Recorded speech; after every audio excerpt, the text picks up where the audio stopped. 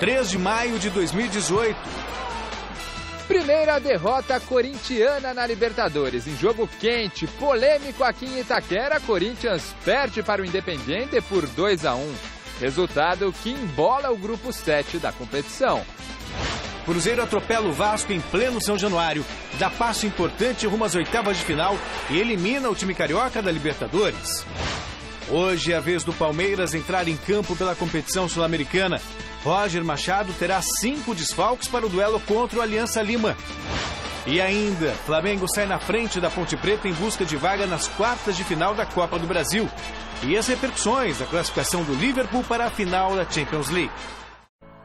Olá, boa noite! O Gazeta Esportiva começa falando do Corinthians, que não foi bem na Arena em Itaquera, perdeu do Independiente por 2-1. Além da derrota, o time não teve como destaque negativo a expulsão infantil de Emerson Sheik, que entrou no segundo tempo e ficou apenas 2 minutos em campo. Veja como foi o jogo na reportagem de Jonas Campos. A saudosa comemoração do Dr. Sócrates é eternizada na estátua inaugurada do lado de fora da arena. Homenagem a quem fez história dentro e fora de campo e segue presente na memória e nos corações corintianos. Só quem viu, quem passou, quem viveu na época dele, demais, cara, muito legal. É sensação incrível, cara, um cara que marcou a história do Corinthians hoje em dia, jogou muita bola e hoje, infelizmente, está lá no céu, mas um cara que marcou a democracia corintiana, mano. Eu cheguei a ver ele jogar bola no Canindé. Pega o Birubiru, o Vladimir, Zenon, Paulinho. Eu era novo, né? Mas não era brincadeira, não. Era só no calcanhar, hein? Quem lançou o calcanhar foi ele. Mas será outro. Ele é igualável. O melhor calcanhar, o melhor tapa da bola é ele. E além de ser uma figura representativa politicamente, né? Sempre. Democracia. Democracia. Ele fez acontecer. Ele merecia tudo hoje que está acontecendo no Corinthians. Ele tinha que estar fazendo parte disso. Mas está lá. Ele está vendo. Ele está somando.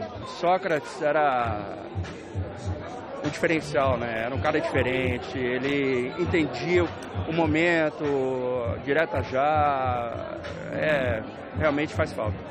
A democracia corintiana ganha vida também no novo uniforme do clube, lançado para 2018. Noite de novidades, de emoção do lado de fora e de dentro da arena. Noite de Libertadores. O que o torcedor não poderia imaginar é que veria o Independiente fazer 1-0 logo aos 2 minutos.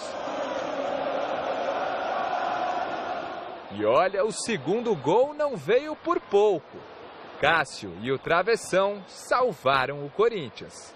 O pesadelo no primeiro tempo continua aos 24 minutos. Após a cobrança de escanteio pela esquerda, Romero faz gol contra. 2-0 Independiente.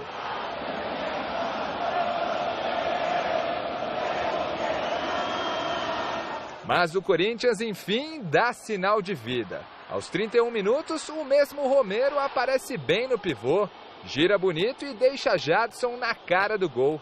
O camisa 10, com categoria, diminui e recoloca o timão no jogo.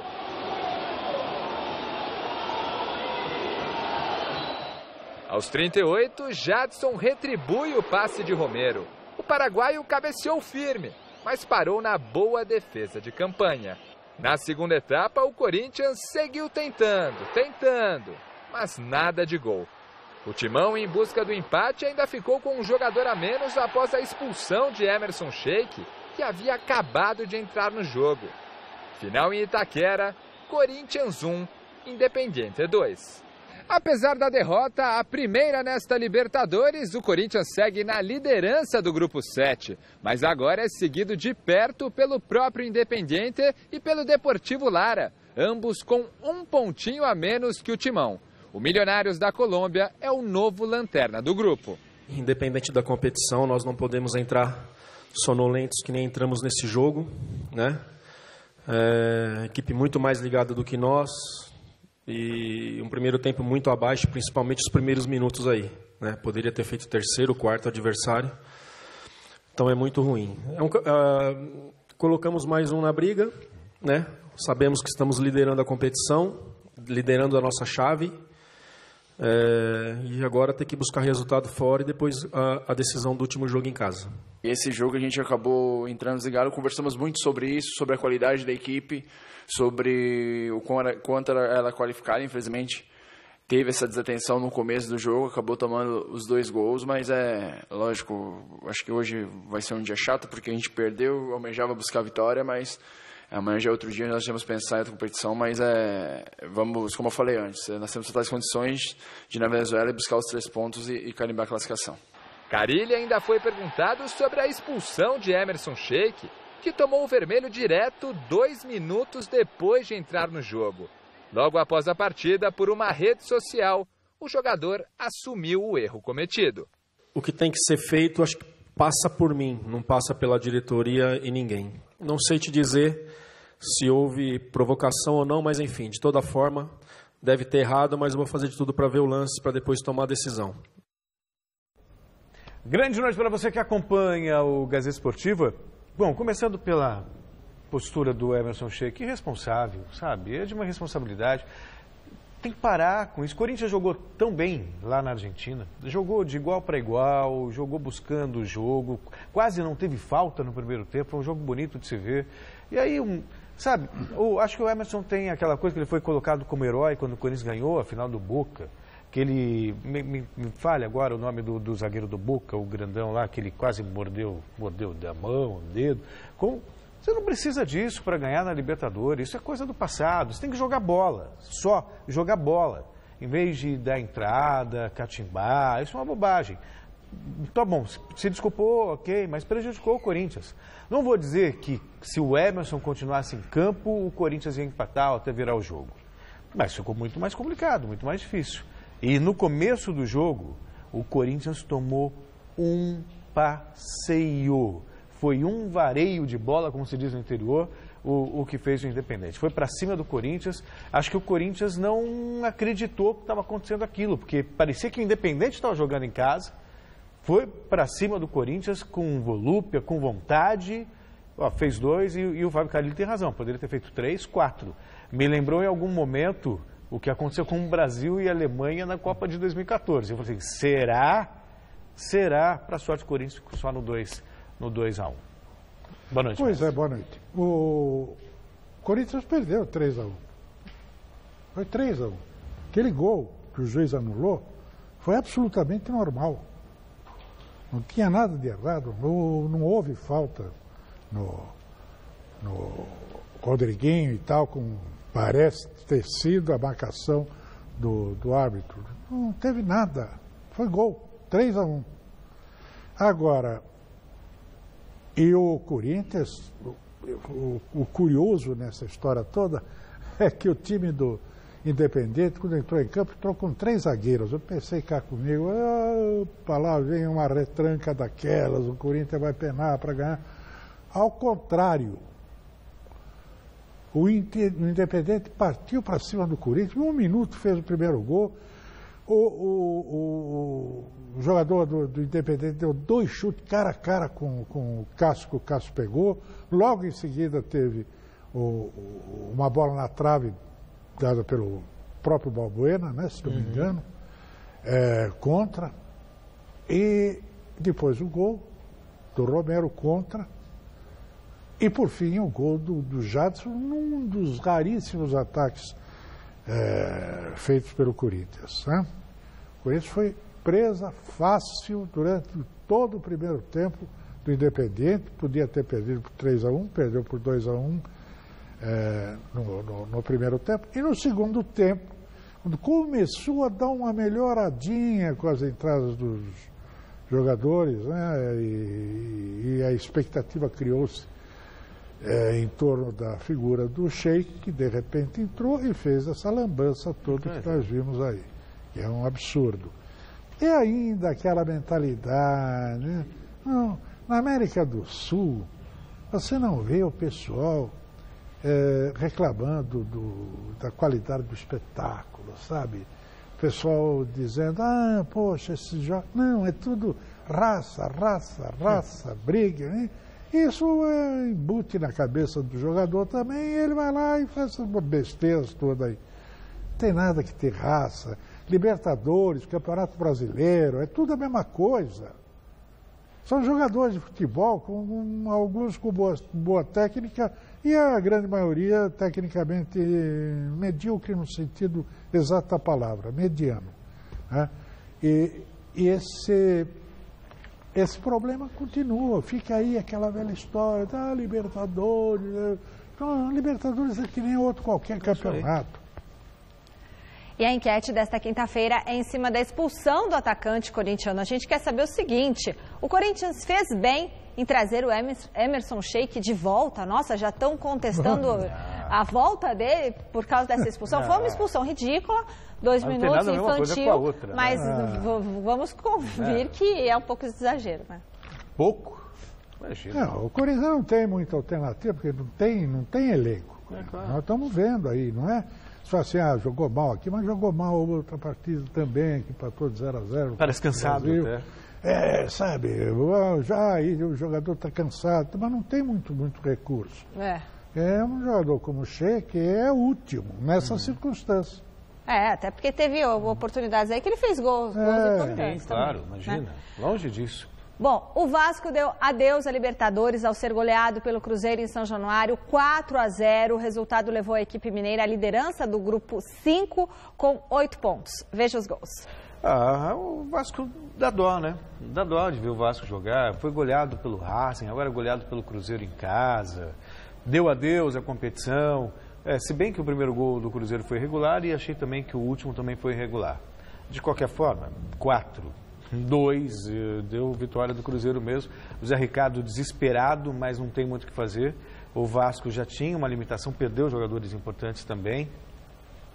E olha, ter passado pela a fase eliminatória anterior à primeira fase, a fase de grupos, já foi um grande feito pelo Vasco, pelas condições, pelo time que tem e tudo mais. Então, paciência, o Cruzeiro do Mano realmente agora desencanta, né? Começou mal a Libertadores, e aí de repente vence de 7 a Universidade do Chile, e de 4 o Vasco, aí ninguém mais fala em crise em Minas.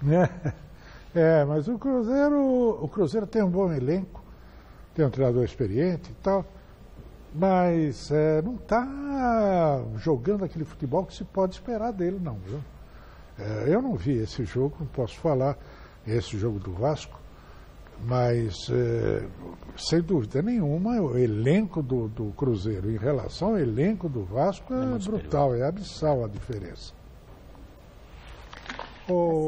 Minha fada loura. Bom, mestre, 3 partidas movimentaram a rodada de ontem na Libertadores, vamos ver os gols aí. A rodada da Libertadores continua nessa quinta. No Peru, o Palmeiras encara o Alianza Lima em busca da liderança geral do torneio. Para essa partida, o técnico Roger Machado não contará com Felipe Melo, com uma inflamação no pé esquerdo, e com mais 4 jogadores que vinham atuando também regularmente. Olha só. O Palmeiras fez nesta quarta-feira o último treino visando o jogo de logo mais contra o Alianza Lima pela 5ª rodada do Grupo 8 da Copa Libertadores da América. O adversário é o lanterna da chave com apenas 1 ponto e caso ainda queira alguma coisa na competição continental, a vitória é o único resultado possível. Por isso, todo cuidado é pouco. Uma boa equipe, a gente sabe, né, que não vem bem na Copa Libertadores, mas é uma boa equipe, então a gente sabe da dificuldade do jogo e a gente veio preparado para fazer um grande jogo aqui hoje à noite. Nós vamos fazendo bons jogos fora de casa, o último jogo nós conseguimos a classificação, mas agora a gente quer buscar o primeiro no geral, que a gente sabe que lá na frente isso daí pode nos dar uma vantagem muito grande, né? Então é um adversário que vem em dificuldade, mas é um jogo muito difícil, a gente sabe da dificuldade e a gente vem preparado para fazer um grande jogo. Para essa partida, jogadores desgastados terão poupados, visando os próximos jogos importantes que o Palmeiras vai fazer. Atlético Paranaense pelo Brasileiro, América Mineiro pela Copa do Brasil e Corinthians também pelo Brasileirão. Marcos Rocha, Edu Dracena, Antônio Carlos e Queno ganharam uma folga. Nós temos aí, em uma semana, nós vamos disputar 3 tipos de competição diferente, né? Então é bem complicado, mas hoje a gente está totalmente focado na Libertadores. A partir do jogo da Libertadores a gente vai estar totalmente focado no Brasileiro. Depois do Brasileiro a gente tem que estar totalmente focado na Copa do Brasil, né? Então essa mudança de chavinha a gente tem que estar bem preparado. A nossa equipe é uma equipe bastante madura, sabe da dificuldade, e agora a gente só está preparado, o pensamento só está na Libertadores. Dessa forma, o Palmeiras deve entrar em campo com Jailson no gol, Mike na lateral direita, Luan e Thiago Martins no miolo de zaga e Diogo Barbosa na lateral esquerda. No meio, 2 volantes, Moisés e Bruno Henrique, com o Lucas Lima mais à frente na armação. No ataque, William, Dudu e Borja como centroavante. O técnico é Roger Machado.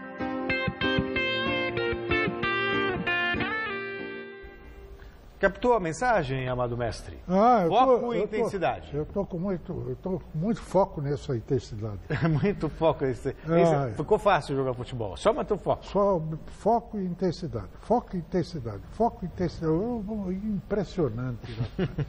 Agora, o Palmeiras ainda não conseguiu mostrar o futebol do que é capaz. E acho que com essa formação melhora um pouco, mas sei o que, não fica pior. Melhora com o Moisés, que é um volante mais versátil que o Felipe Melo, que vai e volta, enfim, tem uma maior atividade. Mas com o Bruno Henrique, fica mais... Não custava nada voltar com o Tietê, hein?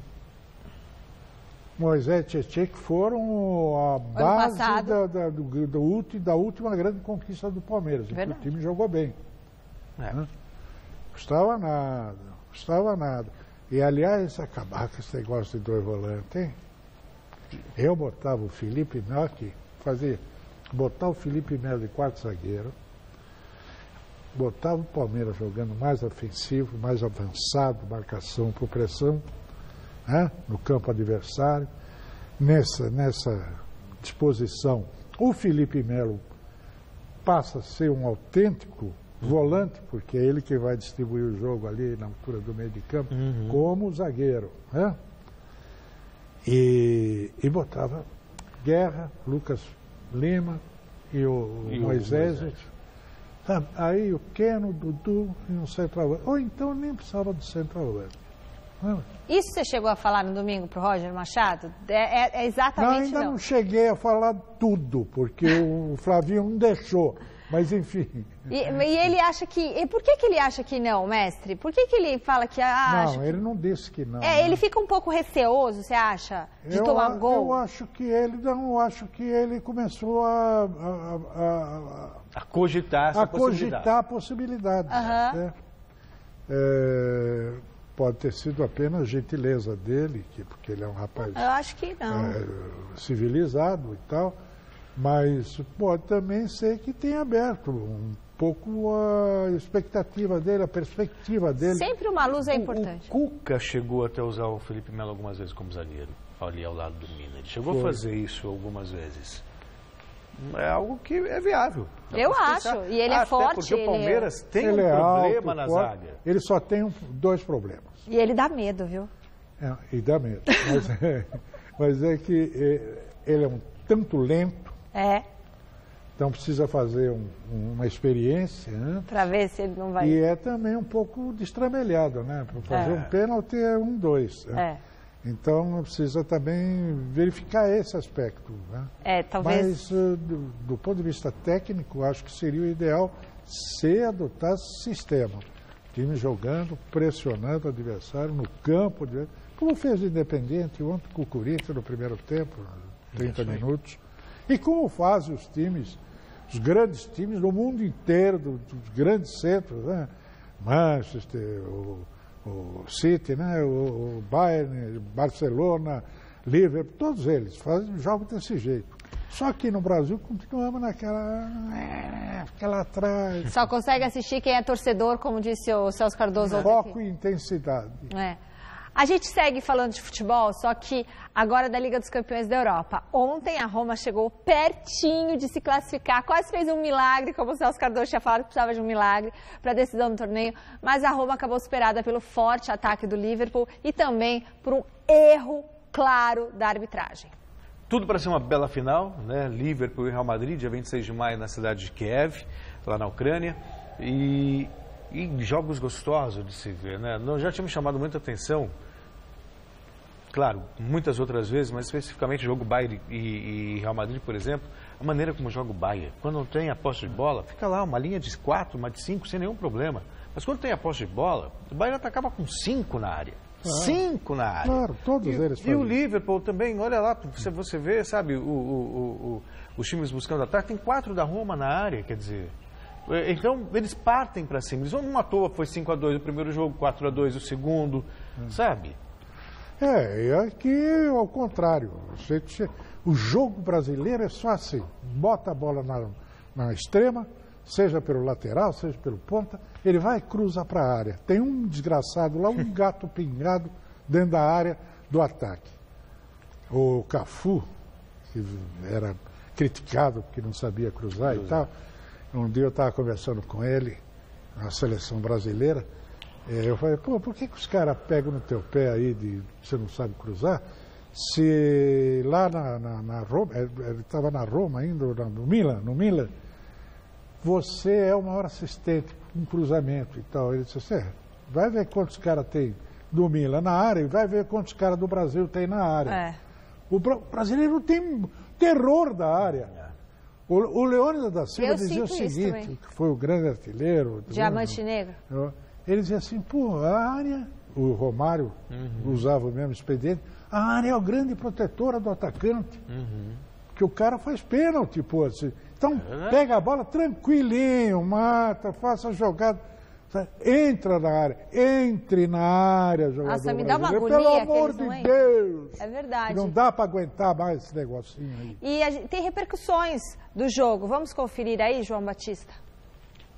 A equipe do Real Madrid Isso é equipe muito qualificada, ganhando muitos títulos da Champions League, mas vai ser uma final, como eu falei, um momento único. Claro que eles são favoritos, mas a gente vai dar o nosso melhor. Foi 7-6 no placar agregado. Isso parece uma loucura, porque realmente é. Entramos na competição desde a fase preliminar e agora estamos na final. Estou muito feliz pelos meninos, pelo clube e pelos nossos torcedores. Está sendo fantástico até agora e vamos para Kiev. Parece loucura, mas é a verdade.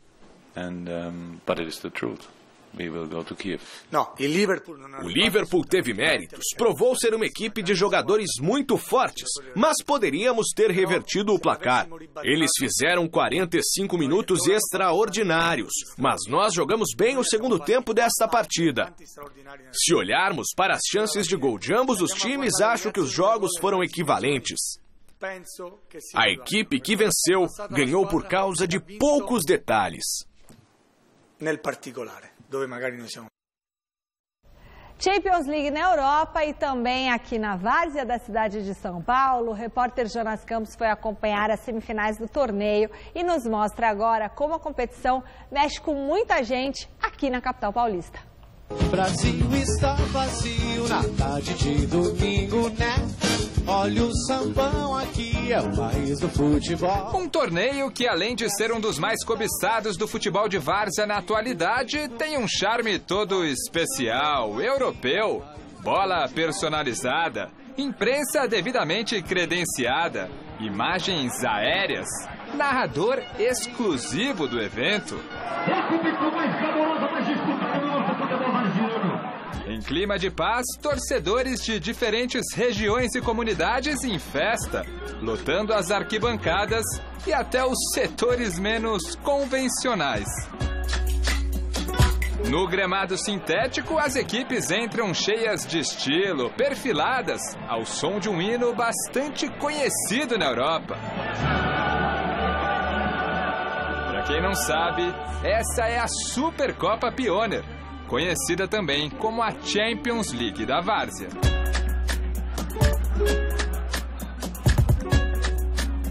No domingo de semifinais, Pau no Gato e Favela Guacuri fizeram um jogo quente. Com um gol para cada lado, a decisão foi para os pênaltis. E no final, deu pau no gato.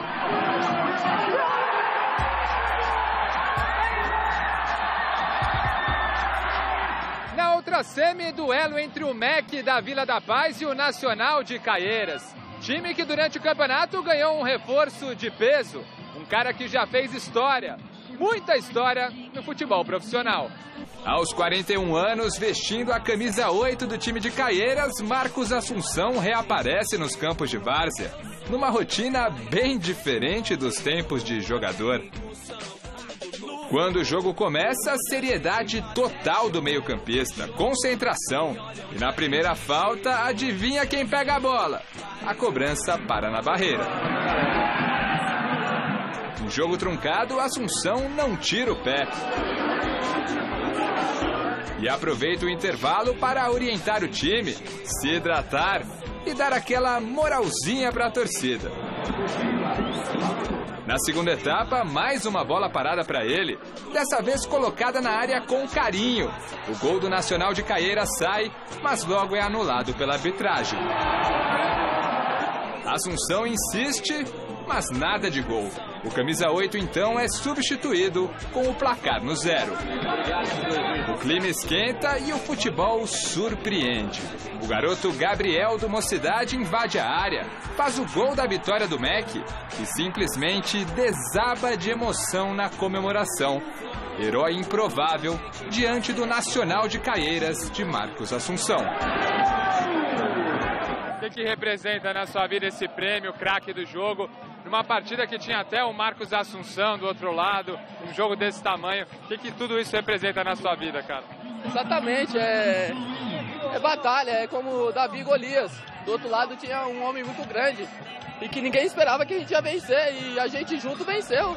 Do outro lado, o gigante Assunção, com toda a humildade, reconhece a vitória do rival e deixa o recado para Gabriel e tantos outros que ainda sonham com uma chance no mundo da bola. Para vocês é isso aí, cara. Vai ter muitas dificuldades, mas continue. Trabalhe, tenha foco, queira ser jogador de futebol. Então isso é fundamental, a força de vontade.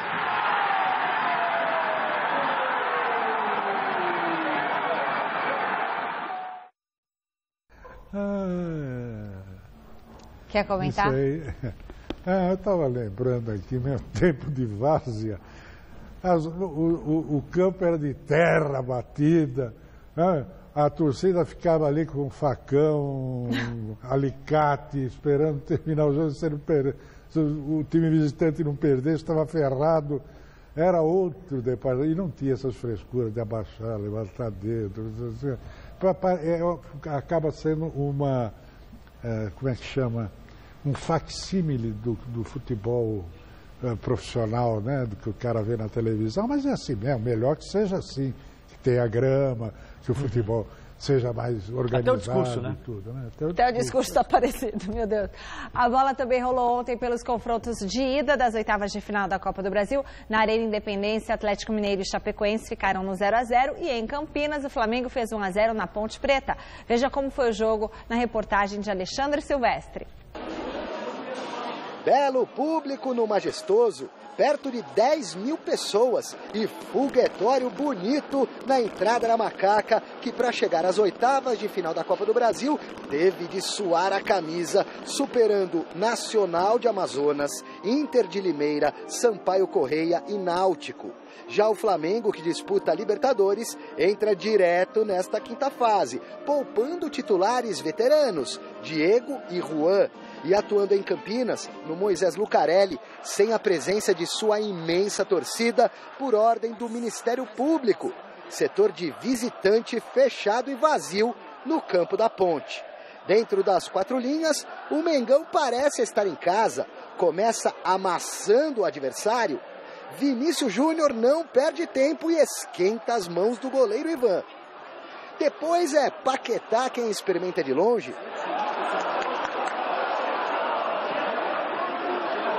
E aos 6, quando o zagueiro Léo Duarte manda para a rede, o árbitro anula o gol.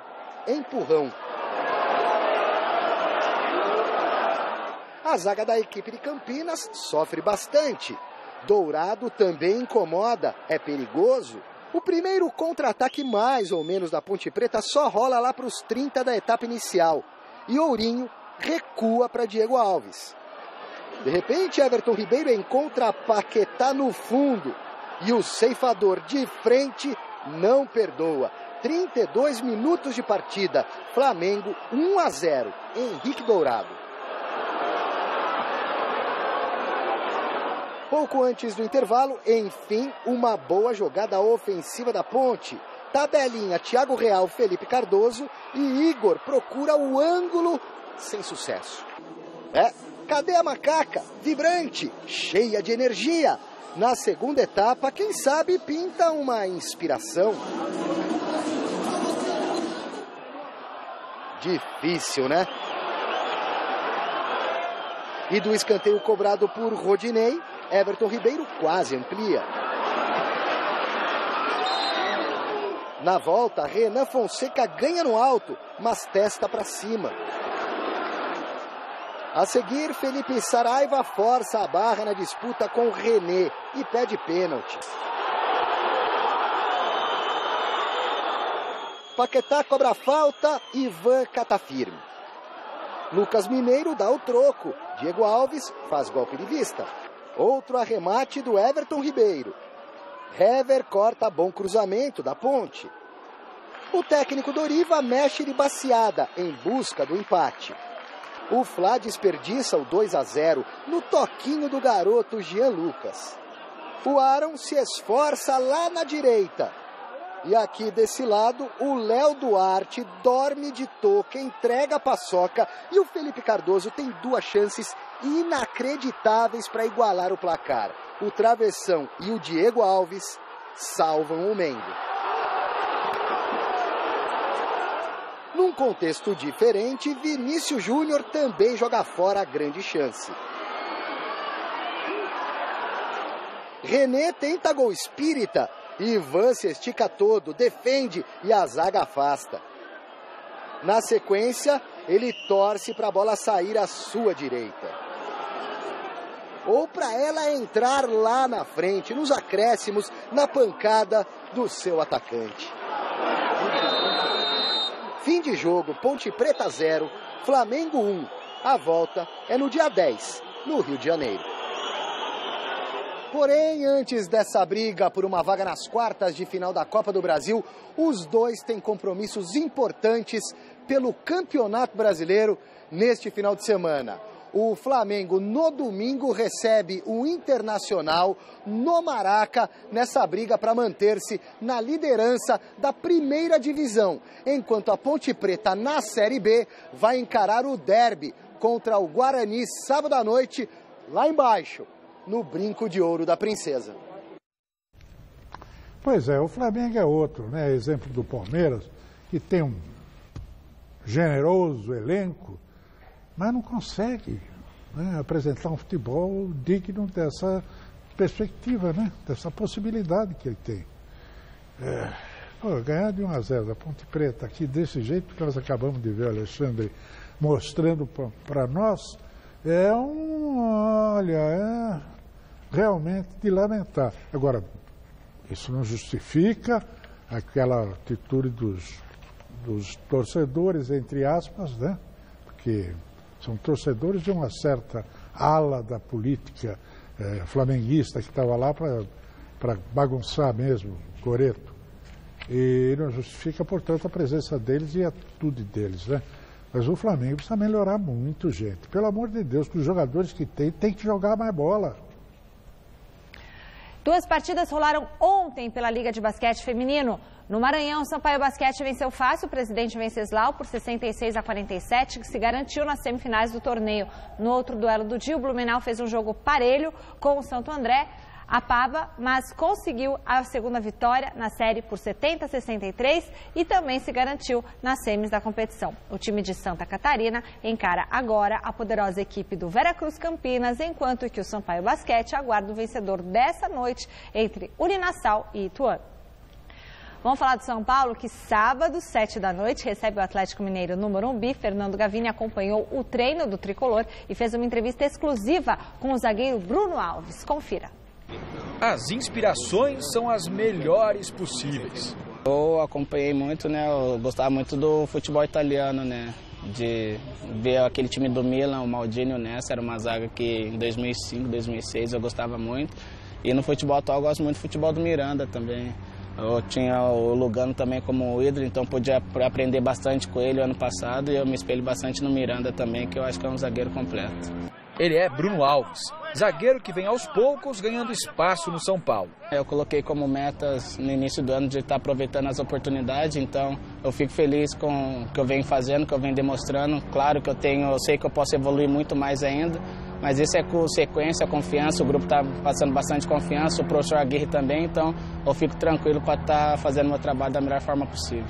O zagueiro já teve algumas oportunidades como titular por conta das convocações de Rodrigo Caio para a seleção brasileira. Agora, uma nova chance se abriu com a lesão do titular. Depois de atuar contra o Fluminense, ele deve começar jogando de novo contra o Atlético Mineiro, sábado no Morumbi. Deve? Pois é. O São Paulo de Diego Aguirre não é um mistério só para a imprensa, que só pode acompanhar 15 minutos de treino por dia. O Aguirre gosta disso, de treinar 2, 3 times na semana durante o jogo e ele passa quem vai jogar geralmente um dia antes do jogo. Ele deixa todo mundo ligado, concentrado, dizendo que qualquer um pode iniciar jogando. E assim é bom, porque tem a disputa sadia, tem a disputa do grupo e quem tem a ganhar com isso é o São Paulo. Bruno Alves tem a seu favor os números. Quando o zagueiro está em campo, o São Paulo costuma tomar menos gols do que sem ele. Nas 12 partidas que disputou, o tricolor levou apenas 4 gols, uma média de 0,33 por partida, menos da metade do que o 0,7 que o tricolor apresenta na temporada. Fico feliz com esses números, mas a gente sabe que a marcação começa lá da frente, todo mundo ajudando, então isso facilita para nós que está na defesa. Além disso, o Bruno Alves foi o responsável por marcar o gol da única vitória do São Paulo até agora no Campeonato Brasileiro. 1-0 em cima do Paraná.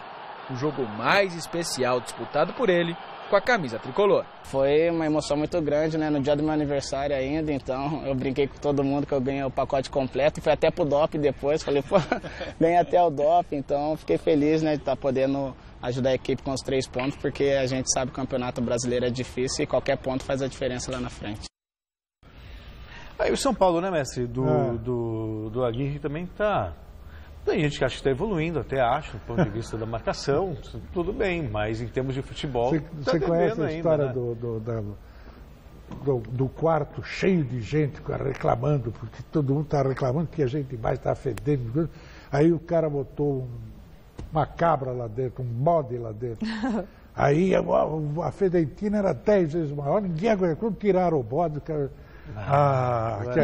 Que alívio. É o caso do São Paulo. O São Paulo não está jogando nada há muito tempo e continua não jogando, mas deu uma melhoradinha, então o pessoal acha que está evoluindo.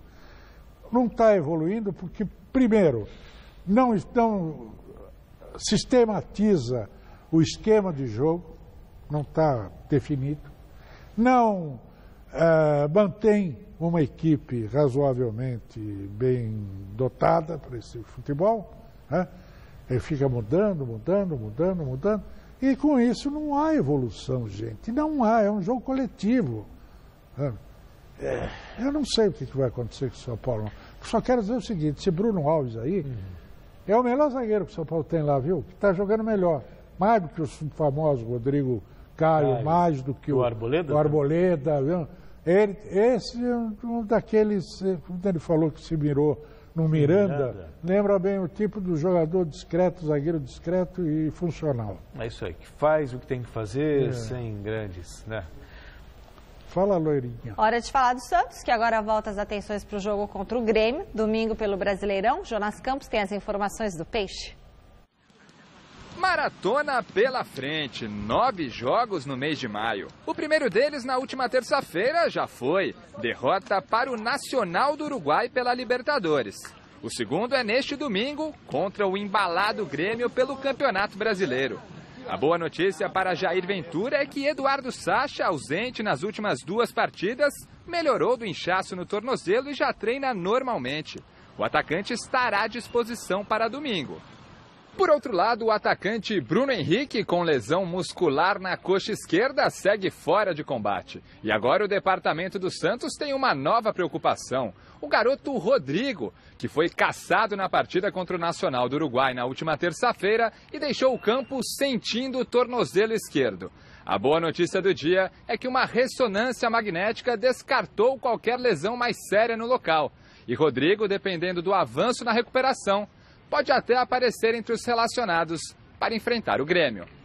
O duelo contra o tricolor gaúcho será o terceiro do Santos no Campeonato Brasileiro. O Peixe tem uma partida a menos porque teve o duelo contra o Vasco, válido pela terceira rodada, remarcado para depois da Copa do Mundo.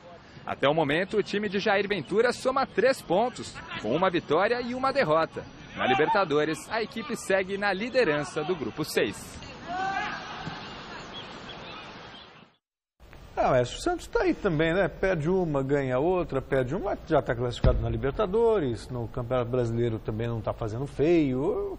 O que acho que vai ser o Santos esse ano? Vai ficar ali na zona intermediária, não vai brilhar, mas também não vai causar constrangimento ao seu torcedor. O Santos com o Jair Ventura perdeu a identidade, perdeu o rosto, deixou de ser o Santos, aquele time leve, rápido, ofensivo e tal, para ser um time que não é nem uma coisa nem outra, com um meio de campo sem nenhuma criatividade.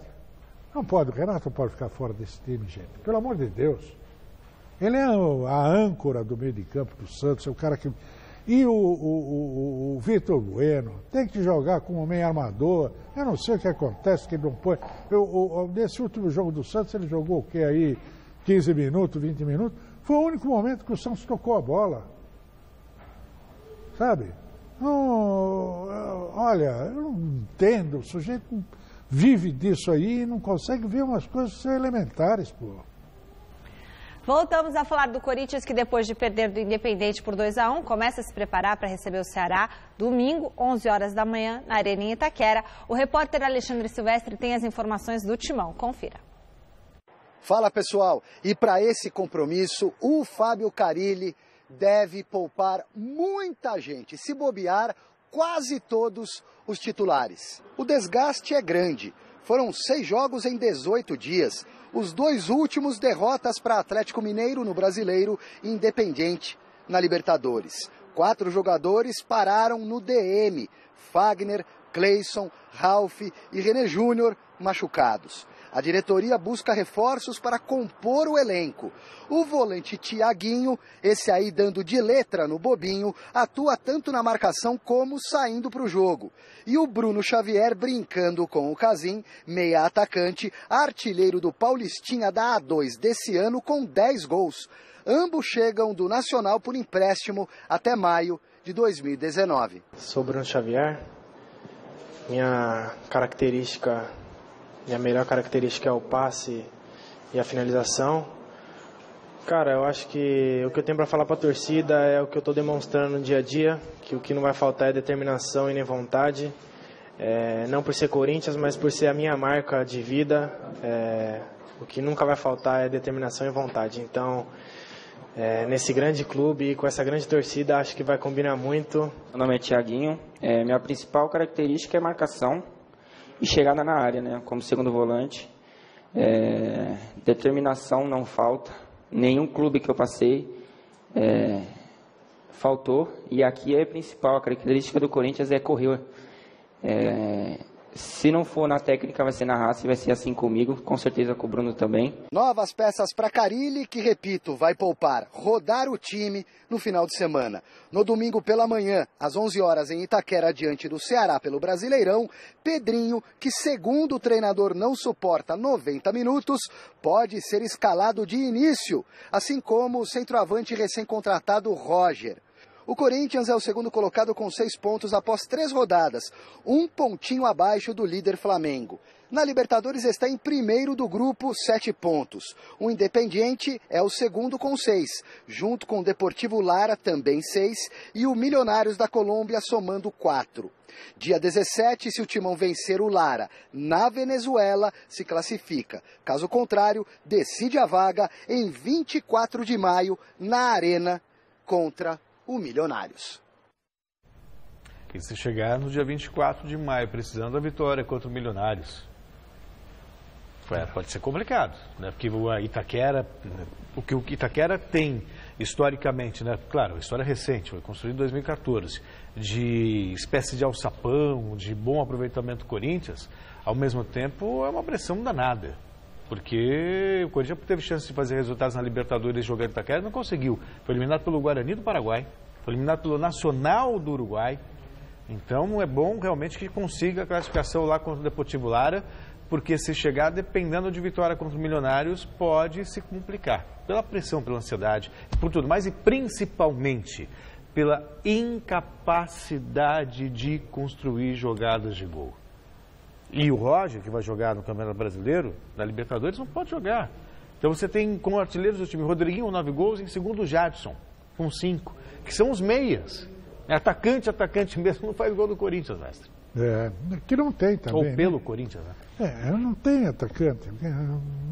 Falta esse cara que era o Jô e tal, foi embora e até agora não foi suprida a sua ausência. Agora, eu fico encasquetado com esse negócio do Pedrinho, né? Que não tem fôlego. Tem, porque não teve na infância, não teve alimentação adequada durante... Qual é o brasileiro que tem? Qual é o jogador brasileiro que tem uma infância com alimentação adequada? Isso é um país de miserável, um país de pobre. O pessoal imagina o quê? Então aí, toda hora, esse pessoal vindo lá de baixo, entrando em campo, jogando bola, indo para a Europa, e aí sim vai se alimentar bem, porque depois ganha dinheiro. Será possível que esse Pedrinho não tenha mesmo condição, capacidade de jogar 90 minutos? Eu tenho minhas dúvidas. Eu acho que uma maravilha toda essa tecnologia do corpo, tudo isso, fisiologia, tudo mais, fisioterapia, tudo isso é muito bacana. E acho muito funcional e muito importante que tenha. Mas acho que tem tudo um certo limite, sabe? Pode ser. Talvez seja um pouco de cuidado também. Tem várias teorias, né, mestre, em relação a essa questão da alimentação. Mas ele está escalado. Ele está escalado. Não, está escalado. E a chance que a gente tem de ver. E tem algumas coisas no Corinthians também que a gente não entende. Vai entrar o Roger. Contrataram o tal do Matheus Matias também. De repente não vale... Esse Matheus Matias, por exemplo, que poderia jogar... Nunca foi testado. Nunca foi testado. Então... Acho que está faltando. O Carille manda muito bem na gestão, mas talvez falta utilizar outras peças para testar mesmo. Né? Bom, vamos para o resultado da nossa enquete. O Corinthians fez bem em trazer o Emerson Sheik de volta? Não. 66% dos votos. É o futebol vivido do dia a dia mesmo. As pessoas não têm memória. As pessoas não têm memória nenhuma. A gente fica por aqui encerrando. Beijo grande. James Brown, 85 anos. E para o Felipe, que faz aniversário. E o Felipe. Beijo, Fê.